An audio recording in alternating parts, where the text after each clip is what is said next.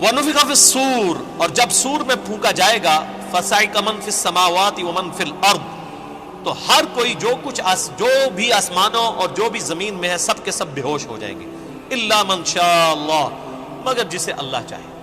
یہ قیامت کے دن کا جو سور پھونکا جائے گا نا، یہ اس سور کا ذکر ہے کہ جو روئے ارض پہ لوگ ہیں، آسمانوں میں فرشتے آباد ہیں، سب کو موت آ جائے گی سوائے جس کو اللہ چاہے گا، اور وہ ایک شخص ہے جس کی ایکسیپشن ہے۔ وہ بخاری مسلم میں حدیث ہے، نبی علیہ السلام فرماتے ہیں ایک صحابی کا، حضرت ابوبکر صدیق کا، ایک یہودی سے جھگڑا ہوا۔ اس یہودی نے کہا کہ موسیٰ علیہ السلام کو اللہ تعالیٰ نے تمام جہانوں پہ فضیلت دی۔ صحابی نے کہا کہ نبی علیہ السلام کو سارے جہانوں پہ فضیلت دی۔ آپس میں جھگڑا ہوا تو اس صحابی نے نبی علیہ السلام کی محبت میں اس یہودی کو تھپڑ مار دیا۔ یہ بخاری مسلم دونوں میں مقدمہ نبی علیہ السلام کے پاس پیش ہوا۔ آپ نے اپنے صحابی کو ڈانٹا اور فرمایا مجھے یونس پہ بھی فضیلت مت دو، اور یونس وہ ہیں کہ جن پہ اللہ تعالیٰ کی طرف سے عطاب آیا۔ پھر اتنا عطاب کہ سورہ الصافات میں ہے کہ اگر یونس اللہ سے توبہ نہ کرتے تو مچھلی کے پیٹ سے اس دن نکالے جاتے جس دن مردے اپنی قبروں سے نکالے جائیں گے۔ اور نبی علیہ السلام فرمایا مجھے یہ بھی نہ کہو میں یونس سے افضل ہوں، کسی دوسرے نبی کو ڈیگریڈ نہ کرو میرے مقابلے پہ۔ اور پھر فرمایا کہ تم موسیٰ کی بات کر رہے ہو، قیامت والے دن سب سے پہلے اللہ تعالیٰ مجھے اٹھائے گا، لیکن میں دیکھوں گا کہ مجھ سے پہلے ہی موسیٰ علیہ السلام ہوش میں ہوں گے اور اللہ کے عرش کا پایا تھامے ہوئے ہوں گے۔ مجھے نہیں پتا کہ ان پہ قیامت کی بے ہوشی طاری نہیں ہوئی، اس بے ہوشی کے سبب جو دنیا میں اللہ کی تجلی کی وجہ سے وہ بے ہوش ہوئے، یا مجھ سے پہلے وہ زندہ کر دیے جائیں گے۔ یعنی حضرت موسیٰ علیہ السلام کو یہ جزوی فضیلت تمام پیغمبروں پہ حاصل ہے کہ سب سے پہلے ان کو قیامت والے دن اٹھایا جائے گا، یا ان پہ قیامت کی بے ہوشی طاری نہیں ہوگی، کیونکہ دنیا میں وہ ایک دفعہ بے ہوشی گزار چکے ہیں اللہ تعالیٰ کی تجلی کی وجہ سے، جو سورۃ الاعراف کے اندر آیا۔ اب دیکھیں اللہ تعالیٰ فرماتا ہے جس سے اللہ چاہے گا وہ بے ہوش نہیں ہوگا۔ ثم نفخ فیہ اخری، پھر سور میں دوبارہ سے پھونکا جائے گا۔ فاذا هم قیام ینظرون، تو سب کے سب لوگ زندہ ہو جائیں گے اور یوں کھڑے ہو کے ایک دوسرے کو دیکھنا شروع کر دیں گے، انتظار کریں گے کہ اب کیا ہونا ہے۔ واشرقت الارض بنور ربها، زمین جگمگا اٹھے گی تیرے رب کے نور سے، یعنی اللہ تعالیٰ اس دنیا پہ آ جائے گا جیسا کہ شان کی لائق ہے۔ وجاء ربک والملک صفا صفا، سورۃ الفجر میں آتا ہے نا کہ اللہ تعالیٰ اور فرشتے قطار در قطار اس دنیا پہ اتریں گے، اسی دنیا کے اوپر میدان محشر قائم ہونا ہے۔ واشرقت الارض بنور ربها، زمین جگمگا اٹھے گی تیرے رب کے نور سے۔ ووضع الکتاب، اور نامہ اعمال کا دفتر سامنے رکھ دیا جائے گا۔ وجیء بالنبیین والشہداء، اور بلایا جائے گا نبیوں کو بھی اور شہداء کو۔ شہادت علی الناس کرنے والے لوگ جو نبیوں کے بہاف پہ نبیوں کا پیغام ان کی امتوں تک پہنچاتے ہیں، ان کو کہتے ہیں شہید۔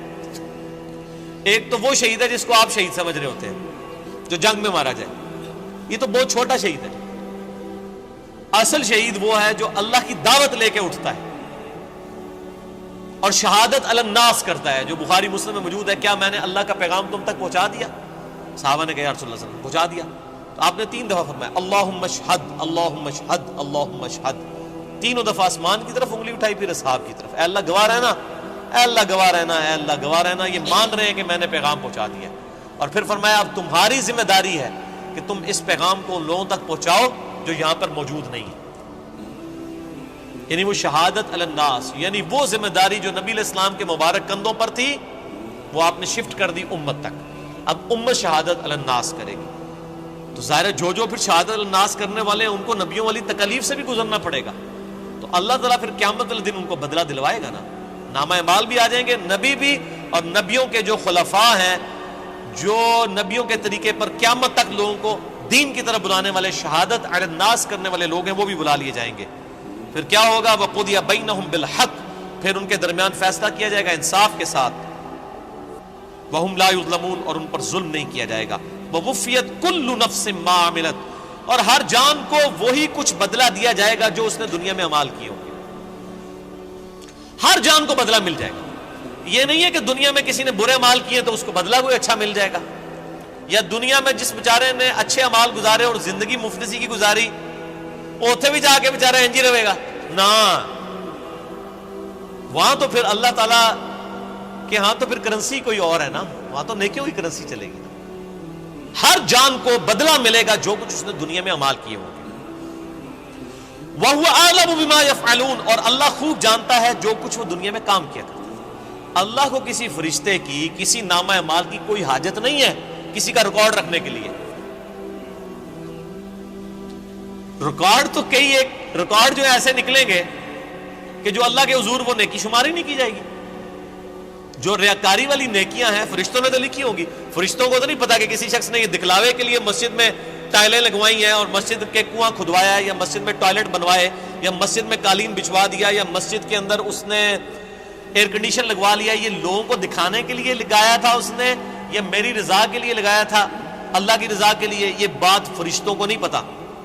فرشتے علم غیب تو نہیں جانتے, اسی لیے ان کے نامہ اعمال میں ایسی نیکیاں نکلیں گی. صحیح مسلم میں حدیث نہیں ہے قیامت والے دن ایک سخی کو, ایک شہید کو اور ایک قاری کو بلایا جائے گا, اللہ تعالیٰ تینوں کو اپنی نعمتیں گنوائے گا. تو وہ قاری کہے گا یا اللہ میں نے تیری خاطر قرآن پڑھایا. اللہ فرمائے گا جھوٹ بولتا ہے, تو نے اس لیے پڑھایا کہ لوگ تجھے قاری کہیں. شہید کو بھی کہا جائے گا تو نے اس لیے جان دی کہ لوگ تجھے بہادر کہیں. اور سخی کو کہا جائے گا تو نے اس لیے اتنا مال خرچ کیا کہ لوگ تجھے کہیں بڑا یہ نیکو کیا کار ہے, بڑا سخی ہے, اور تمہیں دنیا میں تمہارا اجر مل چکا ہے, اب میرے ہاں تمہارے لیے کوئی اجر نہیں ہے. فرشتوں نے تو ان کو سخی شہید تو لکھا ہی ہوا تھا نا, تو فرشتوں کا ریکارڈ تو اس پہ تو اللہ تعالیٰ نے فیصلہ نہیں کرنا. فیصلہ تو اللہ تعالیٰ نے اپنے علم کی بنیاد پہ کرنا ہے کہ کس کے اعمال واقعی میرے لیے تھے اور کس کے نہیں. اسی لیے ریاکاری کو شرک اصغر کہا گیا. اب آخری رکوع آ رہا ہے وَسِيقَ الَّذِينَ كَفَرُوا إِلَىٰ جَهَنَّمَ زُمَرًا. قیامت والے دن دوزخیوں کو, کافروں کو, بات نہ ماننے والوں کو ہانکا جائے گا دوزخ کی طرف گروہ در گروہ. اس میں مسلمان بھی شامل ہوں گے, اس میں کافر بھی شامل ہوں گے. وہ مسلمان جو عملاً کافر تھے, صرف وہ شناختی کارڈ میں مسلمان تھے, نماز کوئی نہیں پڑھتے تھے. حَتَّى إِذَا جَاءُوهَا, جب کہ وہ دوزخ کے پاس آئیں گے, فُتِحَتْ أَبْوَابُهَا, تو دوزخ کے دروازے ان کے لیے کھولے جائیں گے. وَقَالَ لَهُمْ خَزَنَتُهَا, تو اب دوزخ کے اوپر جو داروغہ ہے, خزانچی ہے, جو سمجھ لیں وہاں کی مینجمنٹ چلا رہا ہے, حضرت مالک علیہ السلام, سورہ الزخرف میں ان کا نام بھی آیا. تو دوزخ کے پورے معاملات ان کے انڈر ہیں, چیف ایگزیکٹو ہیں وہاں کے. تو جب دوشیوں کو لایا جائے گا نا دوزخ کے دروازے پہ, تو پہلے جو جنہوں کہتے ہیں پہلا مینا جڑا نا انہوں نے مارنا ہے. وہ خزانچی کیا کہے گا؟ وَقَالَ لَهُمْ خَزَنَتُهَا, وہ خزانچی کہے گا أَلَمْ يَأْتِكُمْ رُسُلٌ مِّنْكُمْ, اوہ تمہارے پاس کوئی رسول نہیں آیا تھا دنیا میں؟ اوہ بدبختو دوزخ تک پہنچ گئے ہو, کیا تم ایسے لوگ ہو کہ جن کے پاس کوئی رسول نہیں آیا کہ ان کو پتہ ہی نہیں چلا؟ اصل میں تو رسول آیا ہوگا, یہ ان کو ٹونٹ کروایا جا رہا ہوگا. اور آپ قربان جائیں, اللہ نے آپ کے اوپر کتنی نعمت تمام کی اور میرے اوپر کتنی نعمت تمام کی کہ قیامت کے دن کا ڈراپ سین, وہ ویڈیو پہلے ہی قرآن میں چلا کے بتا دیے کہ یہ کچھ ہونا ہے. اگر یہاں میں کسی کو یہ مستقبل کی ویڈیو دکھا دوں آپ میں سے کہ جی آپ میں سے جو فلاں شخص بیٹھا ہوا ہے, جیسے ہی یہاں سے سیڑھی اتر کے روڈ کراس کرے گا ٹرک کے نیچے آ کے مارا جائے گا, ویڈیو دیکھ لے اپنی, تو نکلنا ہی نہیں ہو, تھی کہہ رہا میری کمر ہی تے بنا دو, میں یہ اڑتا, یہی ہوگا نا. لیکن یہ قیامت کے دن کا ڈراپ سین بتایا جا رہا ہے, لوگوں کے کان پہ جوں تک نہیں رینگتی. اور اکثر لوگوں کو تو وہ یہ چیزیں قرآن پڑھنے سے ہی دور رکھا جاتا ہے.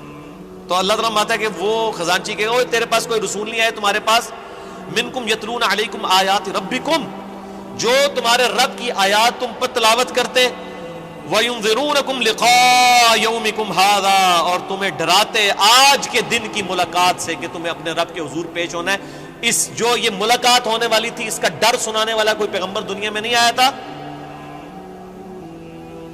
آپ دیکھ لیں اللہ کے حضور بزرگوں والا کوئی کنسپٹ نہیں ہے. اللہ کے حضور دائی جو ہے, امام جو ہے, وہ صرف پیغمبر ہے.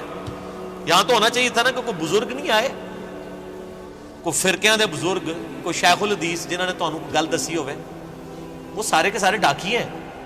اصل میں جو ریپریزنٹیٹو ہے گاڈ کا آن دا فیس آف ارتھ وہ صرف پیغمبر ہوتا ہے, باقی تو سب ڈاکیے ہیں, سب کے سب. وہ تو مڈل مین ہے. اصل میں جو پرسنالٹی ہوتی ہے وہ صرف پیغمبر ہوتا ہے. قالوا بلا، وہ کہیں گے ہاں کیوں نہیں، آیا تو تھا، ولکن حقت کلمۃ العذاب علی الکافرین، لیکن اب کیا ہو سکتا ہے، جو بات نہیں دنیا میں مانتے تھے اپنے پیغمبروں کی، ان پر اللہ کا عذاب تو آ کے رہنا تھا، ہم نے دنیا میں بات نہیں مانی، ہمارا یہ انجام ہو کر ہی رہنا ہے۔ قیل ادخلوا ابواب جہنم خالدین فیہا، کہا جائے گا کھولو دوزخ کے دروازے، داخل کر دو ان میں، ان کو ہمیشہ کے لیے۔ فبئس مثوى المتکبرین، کیا ہی برا ٹھکانہ ہے تکبر کرنے والوں کا۔ اور تکبر کی ڈیفینیشن میں پہلے بتا چکا صحیح مسلم سے کہ تکبر یہ ہے کہ تم حق بات سے اناد کرو اور لوگوں کو حقیر سمجھو۔ اب سائملٹینیس کنٹراسٹ، اہل جنت جو ہیں وہ کیسے پیش ہوں گے؟ وسیق الذین اتقوا ربهم الی الجنۃ زمرا، اہل جنت کو بھی گروہ در گروہ جنت کی طرف لے جایا جائے گا، یعنی جنتی بھی گروہوں کی شکل میں چل رہے ہوں گے۔ ظاہر ہے کہ کسی ایک دائی کی آواز پہ لبیک کسی نے کہا ہوگا، یعنی ہر زمانے میں حق کی آواز بلند کرنے والے لوگ موجود ہیں جنہوں نے اپنی عبادت نہیں کروائی، اللہ کی عبادت کروائی۔ ایک وہ لوگ آواز بلند کرنے والے ہیں جنہوں نے اپنی تجوریاں بھری، جنہوں نے اپنے نذرانے بھرے، جنہوں نے لوگوں کو اپنی ذات کی طرف لگایا، اور جب ان سے کہا گیا کہ اللہ کے ساتھ لگاؤ تو کیا جو پیچھے تو اللہ ہی ہے نا جی، اور جب کہا گیا کہ نبی علیہ السلام کے ساتھ لوگوں کو جوڑو تو انہوں نے کہا جی یہ بزرگ جو ہیں جو ہمارے امام ہم نے کھڑے کیے ان کے پیچھے نبی علیہ السلام ہی ہے۔ نبی علیہ السلام کو بھی بیک فٹ پہ کر دیا، اللہ کو بھی بیک فٹ پہ کر دیا۔ ان بزرگوں کی بات نہیں ہو رہی، واقعی جنہوں نے اللہ کی دعوت دی ہے، شہادت علی الناس کرنے والے گروہ در گروہ جنت میں داخل کیے جائیں گے۔ حتی اذا جاؤہا، یہاں تک کہ جب وہ جنت کے دروازوں کے پاس پہنچیں گے، وفتحت ابوابها، تو جنت کے دروازے پہلے ہی کھلے ہوں گے۔ پوائنٹ ٹو بی نوٹڈ، دوزخیوں کے لیے دروازے پہنچنے کے بعد کھولے جائیں گے، اور جنتیوں کو جب جنت کے دروازے پہ لایا جائے گا تو پہلے ہی کھولے ہوئے ہوں گے۔ اللہ تعالیٰ ان کو ایک لمحے کے لیے بھی تکلیف نہیں دینا چاہے گا کہ ان کے لیے کوئی سسپینس باقی ہو کہ پتہ نہیں اب یہ کون سا دروازہ کھولنے والا ہے، اور جنت کی خوشبو کتنی دور سے آ رہی ہوگی، تو پہلے ہی جنت کے دروازے کھلے ہوں گے، اتنا ڈیلے بھی اللہ تعالیٰ ان کے لیے نہیں کرے گا۔ وہاں پہ خزانچی نے کیا کہا تھا، تمہارے اندر کوئی رسول نہیں آیا کہ تمہیں کوئی صحیح بات بتاتا؟ وہ کہیں گے ہاں جی آیا تھا لیکن ہم نے بات نہیں مانی۔ یہاں پر جو رضوان ہے جنت کا داروغہ، وہ کہے گا وقال لهم خزنتها، کہے گا جنت کا خزانچی سلام علیکم، کہے گا تم پر سلامتی ہو، طبتم، اور بڑے ہی اچھے رہ گئے ہو تم لوگ، بڑے پاک صاف لوگ ہو تم، فادخلوها خالدین، اب ہمیشہ کے لیے جنت میں داخل ہو جاؤ۔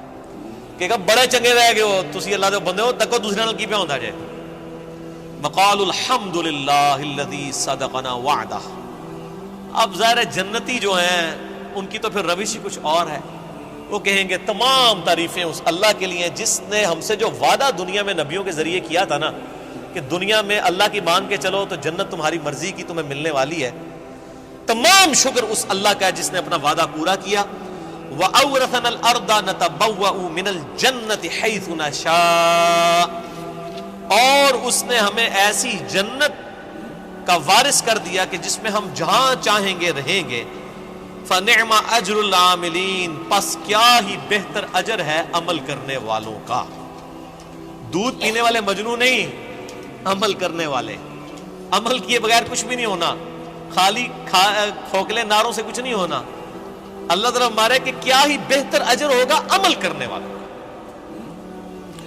وَتَرَى الْمَلَائِكَةَ حَافِّينَ مِنْ حَوْلِ الْعَرْشِ، تم دیکھو گے اس دن کہ فرشتے اللہ کے عرش کے گرد جو ہے وہ گھیرا ڈالے ہوئے ہوں گے، یسبحون بحمد ربہم، اپنے رب کی تسبیح بیان کر رہے ہوں گے حمد کے ساتھ۔ وہ بخاری مسلم میں آ گیا، بخاری کی آخری حدیث یہی ہے۔ اللہ تعالیٰ کو دو کلمات بہت پسند ہیں جو زبان پہ ہلکے ہیں لیکن میزان عمل پہ بہت بھاری ہیں، سبحان اللہ و بحمدہ سبحان اللہ العظیم، یہی فرشتوں کا کلام ہوگا۔ یعنی جسے کہتے ہیں ڈراپ سین آف قیامت، یہ ہو رہا ہوگا کہ جب جنتی جنت میں داخل ہوں گے تو فرشتے اللہ کے عرش کے گرد جمع ہوں گے اور سبحان اللہ و بحمدہ اللہ کی تعریفیں بیان کر رہے ہوں گے۔ وَقُضِيَ بَيْنَهُمْ بِالْحَقِّ، اور ان کے درمیان فیصلہ کیا جائے گا حق کے ساتھ، پرپز فل، با مقصد۔ جس نے دنیا میں اچھے مال کیے اسے اچھا بدلہ، جس نے برے مال کیے اس کے لیے برا بدلہ۔ وقیل الحمد للہ رب العالمین، اور ہر طرف سے یہ صدا آ رہی ہوگی، الحمد للہ رب العالمین، الحمد للہ رب العالمین۔ یہ قیامت کے دن کا ترانہ ہوگا، الحمد للہ رب العالمین۔ کیوں؟ یہ ساری کائنات اسی نے سجائی، اسی نے مخلوقات کا سلسلہ شروع کیا، اسی نے زندگی اور موت کے معاملات رکھے۔ یہ پورے کے پورا جو ایک آپ سمجھ لیں سٹیج سجایا گیا تھا نا، اس کی کنکلوژن جنت اور دوزخ کی شکل میں ہوگی نا جب، تو جنتی جب جنت میں پہنچیں گے نا تو بس حقیقت بات ہے کہ یہاں بیٹھ کے احساس ہو رہا ہے کہ جس شخص کو دوزخ سے بچا لیا جائے گا تو اس کی تو زبان سے ہی تسبیحات ختم ہی نہیں ہوں گی، شکر ہے یا اللہ تیرا، شکر ہے یا اللہ، تیرے لیے ساری تعریفیں ہیں، تو نے بچا لیا۔ تو قیامت کے دن حمد کا ترانہ کیا ہوگا؟ الحمد للہ رب العالمین، تمام تعریفیں اللہ کے لیے، ہر طرف سے یہ ندا آ رہی ہوگی، الحمد للہ رب العالمین، الحمد للہ رب العالمین، الحمد للہ رب العالمین۔ اور یہاں لوگوں نے وہ اپنے بزرگوں کے نعرے بنائے ہوئے ہیں، وہ جی ہم تو اس طریقے سے نعرہ مارتے ہوئے جائیں گے، اسی تے ادھر کٹھے ہوواں گے، اسی اینج ہوواں گے، او بھائی کچھ بھی نعرے نورے نہیں ہوتے۔ ایک اللہ کی حکومت ہے، لمن الملک اليوم للہ الواحد القہار، آج کے دن کس کی بادشاہت ہے؟ ایک اکیلے اللہ کی، جو سب پہ چھایا ہوا ہے۔ اسی پہ سورہ الزمر مکمل ہوئی۔ اب سورۃ المؤمن انشاءاللہ اگلی کلاس میں شروع کریں گے، ہمارا ٹائم پورا ہو چکا ہے۔ اینڈ پہ اللہ سے دعا کرتے ہیں کہ اللہ تعالی ہمیں ان لوگوں میں شامل فرمائے کہ جو جنت میں جائیں گے اور ان کی زبانوں پر حمد کا ترانہ ہوگا، الحمدللہ رب العالمین۔